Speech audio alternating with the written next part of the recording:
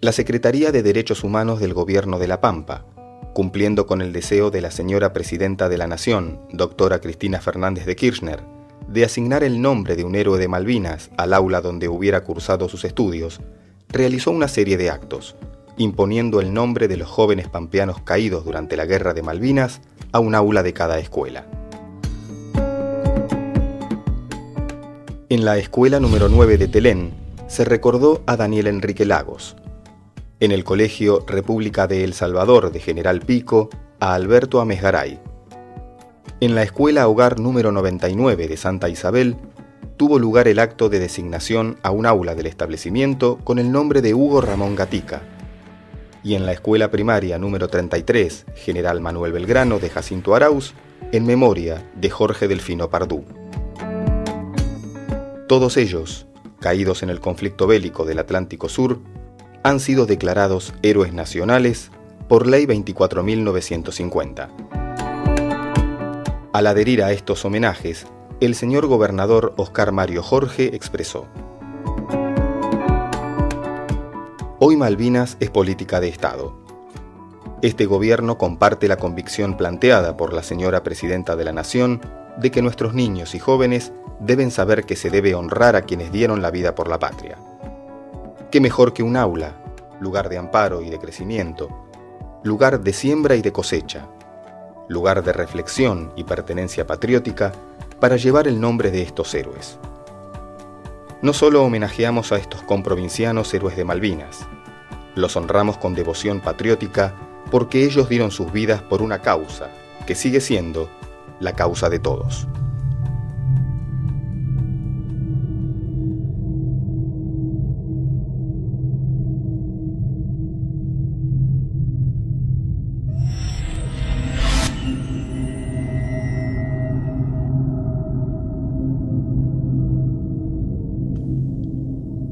Una mañana, estos 4 jóvenes pampeanos partieron de sus hogares. Caminaban sin saber que era la última vez que iban a recorrer esas calles.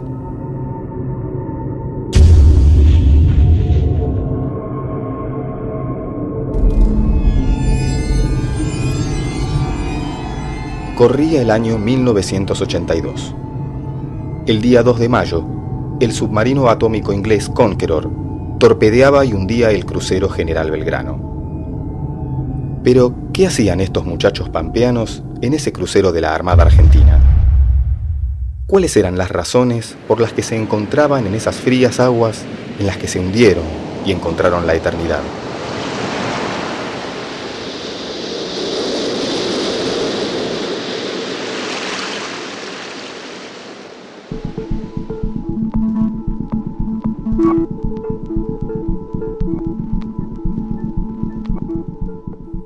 En 1833, Gran Bretaña había ocupado ilegalmente el archipiélago de Malvinas, como parte del proceso de expansión imperialista iniciado por esa nación a finales del siglo XVIII.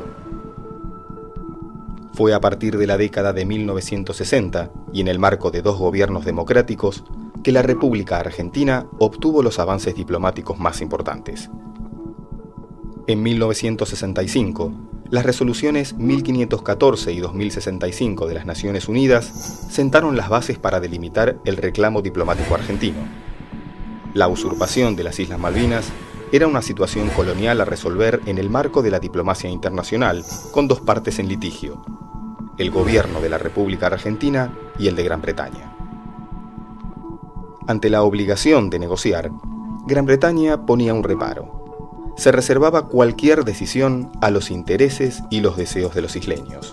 El gobierno argentino acordaba en los intereses, no así en los deseos, ya que a diferencia de una población colonial sometida, los habitantes de las islas eran de abrumador origen británico y estaban instalados allí tras la expulsión de las autoridades y la población rioplatenses.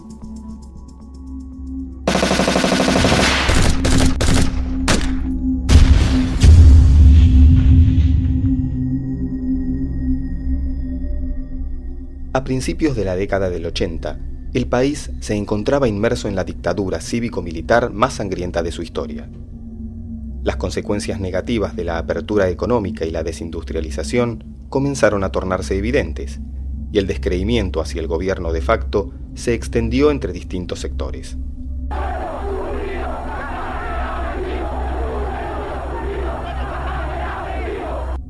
A 6 años del asalto del poder, las Fuerzas Armadas estaban sumidas en un contexto político interno difícil, con varios frentes de conflicto: la creciente actividad de reclamo sindical, la crisis económica, las denuncias por violaciones a los derechos humanos y los reclamos de una salida democrática de la recientemente creada multipartidaria, entre otros. El 30 de marzo de 1982 se produjo una importante movilización opositora convocada por la Confederación General del Trabajo. Aunque no pudo cumplir con su objetivo de llegar a Plaza de Mayo, fue una demostración importante de desacuerdo con la dictadura, que terminó con más de 1.500 detenidos. La consigna de se va a acabar la dictadura militar parecía cerca de materializarse.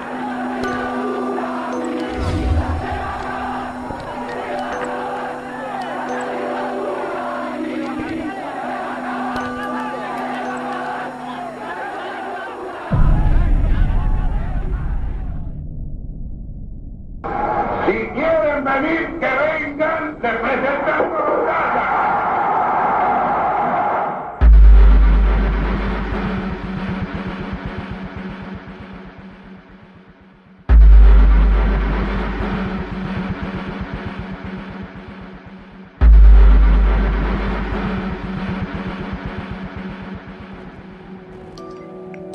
Dos días después, sin embargo, la atención pública fue acaparada por una noticia inesperada. El 2 de abril, una fuerza conjunta argentina desembarcó en las cercanías de Port Stanley, que pronto sería rebautizado como Puerto Argentino, y recuperó las islas luego de breves combates que produjeron un muerto entre los argentinos. La sociedad reaccionó en apoyo a la recuperación de las islas.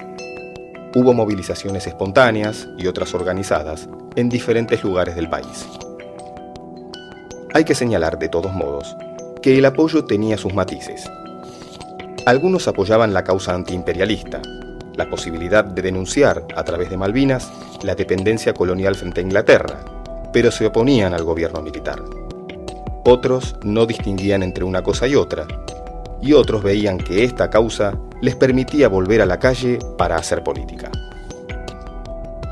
Las consignas en las plazas revelan estas divergencias. Algunos carteles decían: las Malvinas son argentinas, y otros: las Malvinas son de los trabajadores y no de los torturadores. Las madres de Plaza de Mayo también mostraron su consigna: las Malvinas son argentinas, los desaparecidos también. El apoyo de la población se concentró, sobre todo, en la figura del grueso de los soldados que estaban siendo enviados a Malvinas, los conscriptos de las clases 1962 y 1963, bautizados como los chicos de la guerra, que constituían el 70% de los movilizados al sur. La mayoría de ellos provenían de los sectores sociales más humildes y de las regiones más alejadas del país. Bueno, antes existía el servicio militar obligatorio, que eso era atado a el sorteo con tus últimos 3 números de documento, y de acuerdo al número que te tocaba en el sorteo te decían a dónde tenía que hacer la colimba o el servicio militar obligatorio. Se dice colimba porque corríamos, limpiábamos y bailábamos, esa era la sigla. Y yo, cuando me tocó en el año 81 ir al servicio militar obligatorio, que era en ese momento, me tocó Marina. En ese momento fui el 30 de septiembre a esa inclusión con otro grupo de pampeanos. Llegamos, hicimos 2 meses de inclusión en el año 81, y el 30 de noviembre de ese año los dieron el pase, que era el pase, el destino que íbamos a tener para hacer todo el año del servicio militar. A nosotros, un grupo de 34 pampeanos, los tocó el crucero General Belgrano. Así que a los 2 meses de estar bajo bandera y de estar con la instrucción bajo las órdenes de esta persona, reitero, Esteves, me dicen que nos íbamos a ir a un ejercicio a Río Mayo, que es una localidad que queda muy cerca, pero cuando nos dieron armas de verdad ya nos dimos cuenta que no íbamos a ir a Malvinas. Bueno, ya el 2 de abrirlo encontramos con que lo hacen una formación especial y nos informan que habían sido recuperadas Malvinas. En el transcurso de abril de 1982, cerca de 10.000 soldados consolidaron las posiciones argentinas en las Islas Malvinas. Se trataba de un terreno difícil e inhóspito. Buena parte del suelo, compuesto de turba, dejaba filtrar el agua rápidamente y anegaba los pozos donde los soldados vivían y asentaban sus puestos de lucha. Algunos era hacer un pozo hasta donde te permitía, poner palos, fierro y demás, y arriba le poníamos turba como para más o menos disimular que ahí había una posición. Es un pozo con capaz que de 2x2, de 1x1, como se pudiera llevar algunas las cosas más necesarias tuyas y nada más. Así que a esperar los bombardeos, por ahí esa posición te servía por el tema de las esquirlas, de la onda esparcida. La conducción militar argentina no había previsto una respuesta militar británica, pero 3 días después del desembarco, una fuerza de tareas, la más grande constituida por Gran Bretaña desde la Segunda Guerra Mundial, se dirigió a las islas.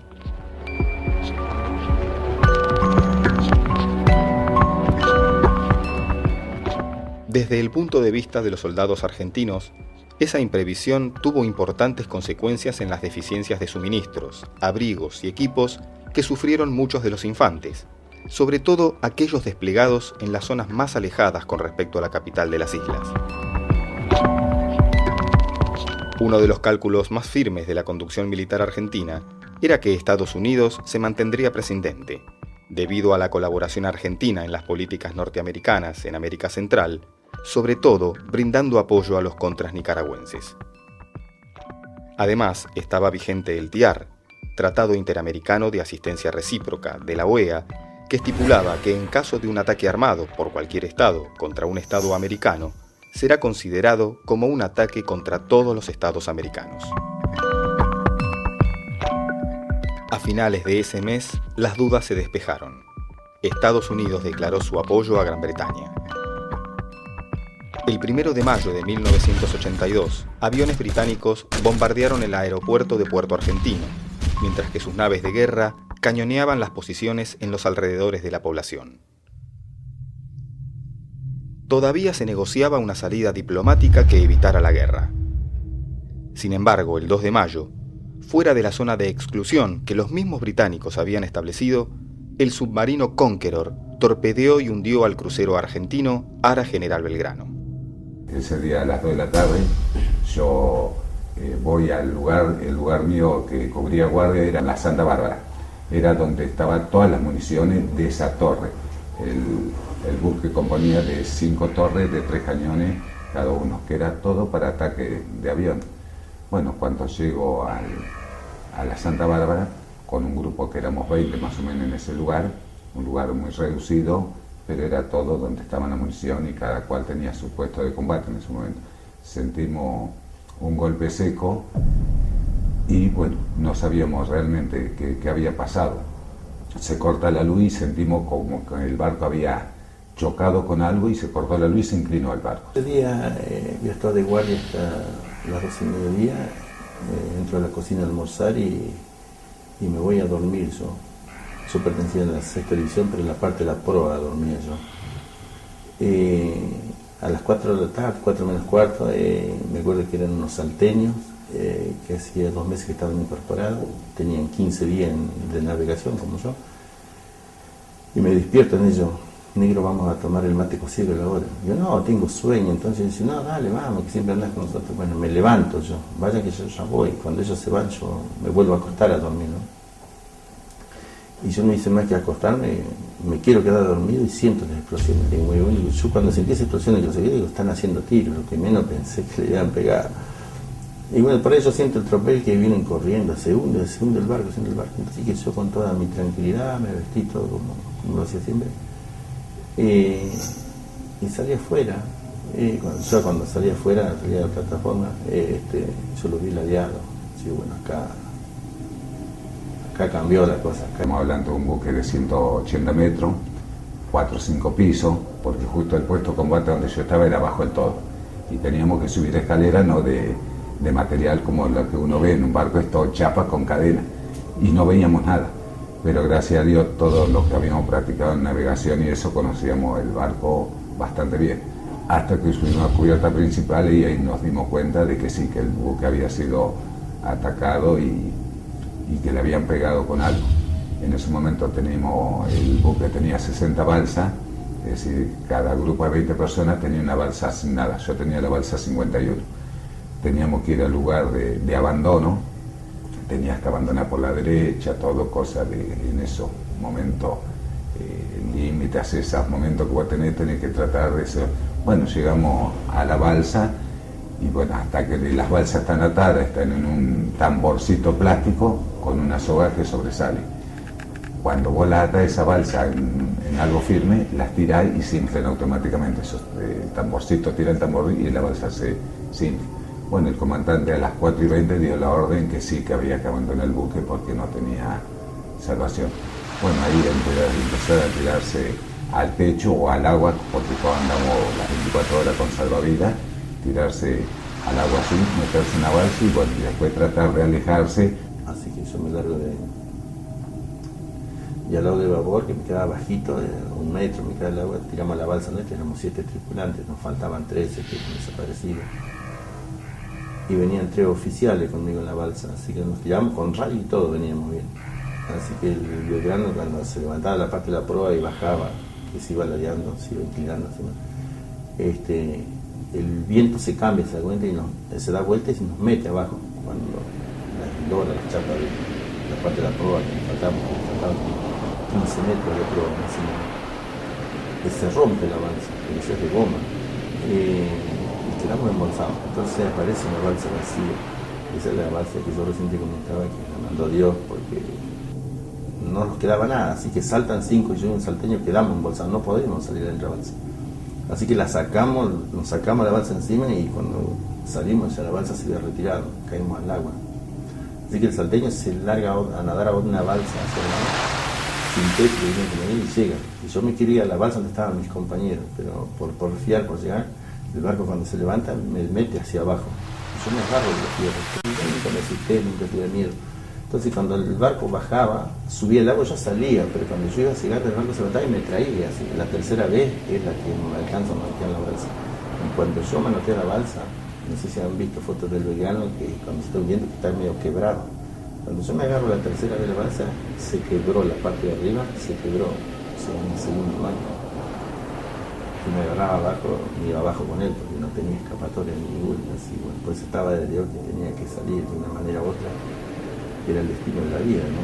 Así que así como un pibe de San Luis, Quintano, luchó conmigo hasta que después armamos la balsa, nos metimos adentro, se arma, se pone una carpa. Y si vos metes 20 personas, la capacidad de vos cerrás un cierre y no entra una gota de agua, no entra una carpa. La olas del mar, porque no entra, no mojás.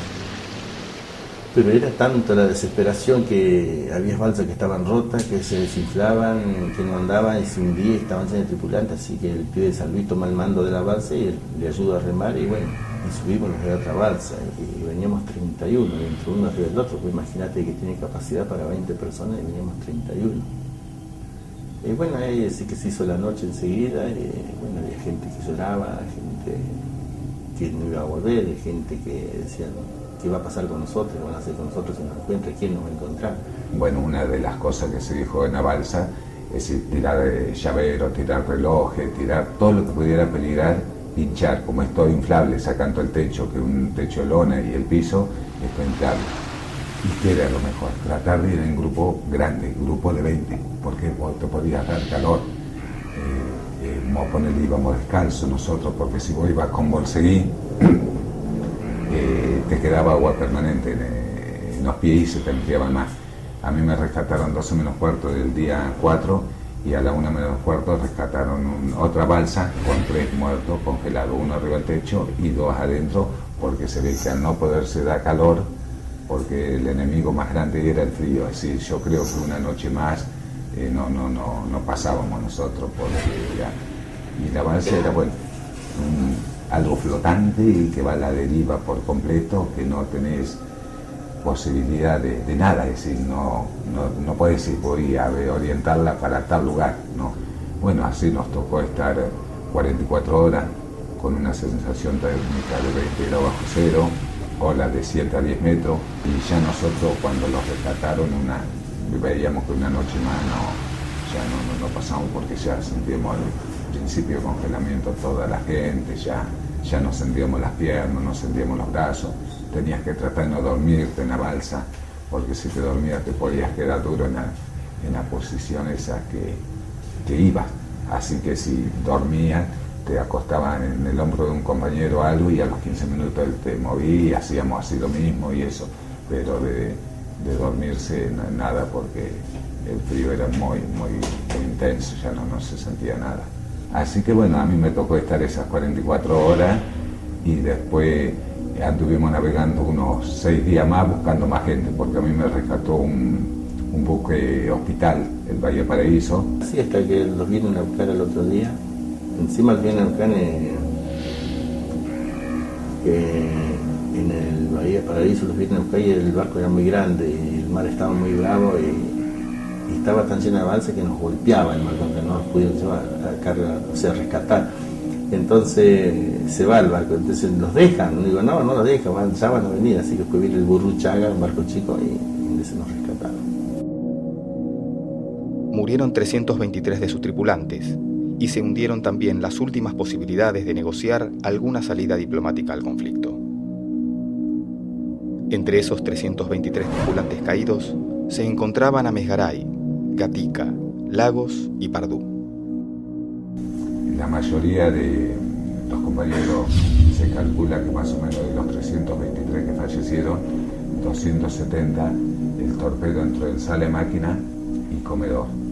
En el comedor, es decir, era donde vos tomabas la merienda, almorzaba todo, y yo yo y todos los que tomamos guardia a las 16 horas, hacía 3 minutos que habíamos salido ahí, 2 minutos para que tomamos la merienda y nos fuimos al lugar de guardia. Todos los chicos que salieron de la guardia fueron a tomar la merienda y son la mayoría de que fallecieron. Es decir, se calcula que 270 entre los 323, porque 20 y pico murieron en balsas por heridas, por frío, por circunstancias distintas, pero 300 quedaron en el barco, y el porcentaje de 270 se calcula que fueron los que estaban en todo cerca de donde entró el torpedo.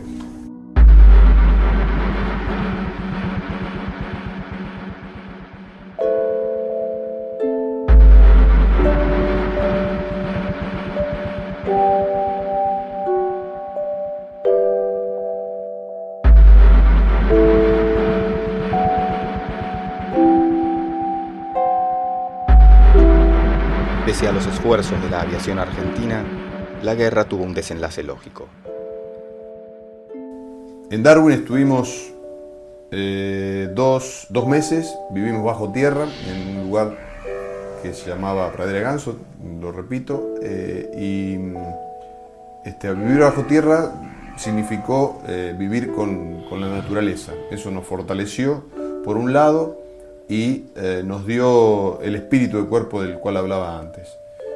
Hasta que un día nos dan la orden de que tenemos que hacer un contraataque. Esteves, que era el jefe mío, que yo tenía en el regimiento, nos lleva al frente y ahí nos enfrentamos con los ingleses que venían avanzando desde San Carlos, que habían desembarcado. Y en las montañas del Cerro Darwin, son 2 cerros que están ahí, se hace el desenlace del combate, el zafarrancho de combate, y la sensación fue brava porque estuvimos combatiendo casi 4 horas y media. Esto depende, de acuerdo a algunos de mis compañeros, dicen 4 horas y media, otros 5. Bueno, ahí mueren 12 personas y hay muchísimos heridos, hasta que nos quedamos sin municiones y, muerto mi jefe, Esteves, en ese combate muere él. Rinde la posición el subteniente Pelufo, que era el jefe de otra sección.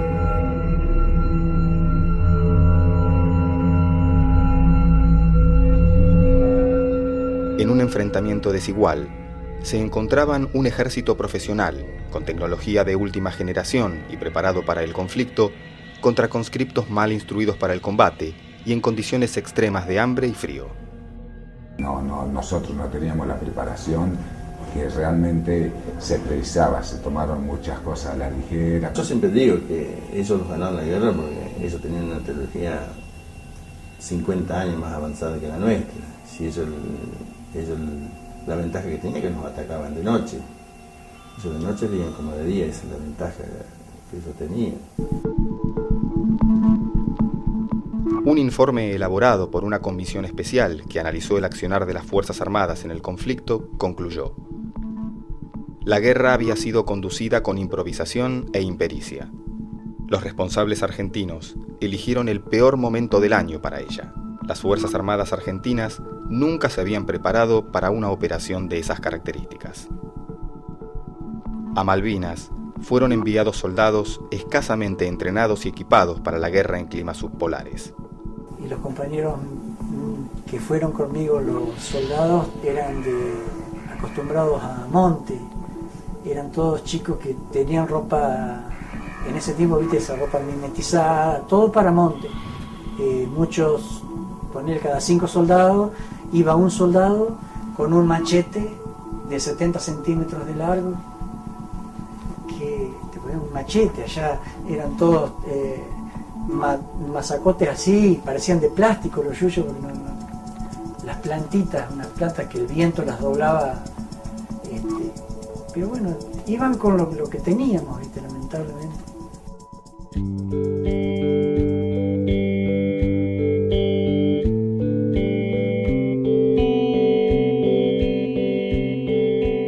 La guerra desnudó a un ejército que se había preparado para luchar contra un enemigo interno, la así llamada por ellos subversión, y no para cumplir con su rol específico, de defender las fronteras contra un enemigo externo.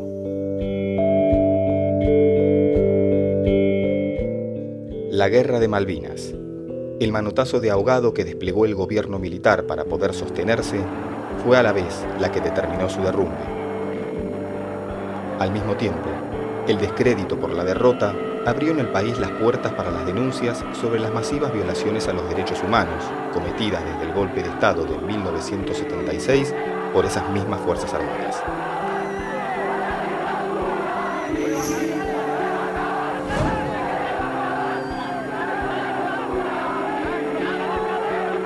Malvinas se transformó en un nuevo teatro de operaciones de la dictadura, donde se derramó otra vez la sangre de jóvenes argentinos, la mayoría provenientes de sectores sociales humildes y de regiones alejadas de los centros urbanos más importantes del país. Alberto Edgardo Ames Garay, Hugo Ramón Gatica, Daniel Enrique Lagos y Jorge Delfino Pardú, caídos en la Guerra de Malvinas, son nuestros héroes nacionales. Ellos ofrendaron su vida en defensa de nuestras islas, en una guerra que se dio en un contexto de terrorismo de Estado que se inició el 24 de marzo de 1976. Más allá de estas circunstancias, el pueblo argentino rescata el coraje y el valor de nuestros héroes y continúa reclamando el pedido de soberanía de las islas por la vía diplomática, como corresponde a un país que ha respetado siempre los tratados internacionales. Y seguiremos reclamando por nuestros derechos hasta que el pabellón nacional flamee en las Islas Malvinas, porque forman parte de nuestro territorio nacional. Todo está cargado en la memoria, arma de la vida y de la historia. La memoria apunta hasta matar a los pueblos que la callan y no la dejan volar, libre como el viento, libre como el viento.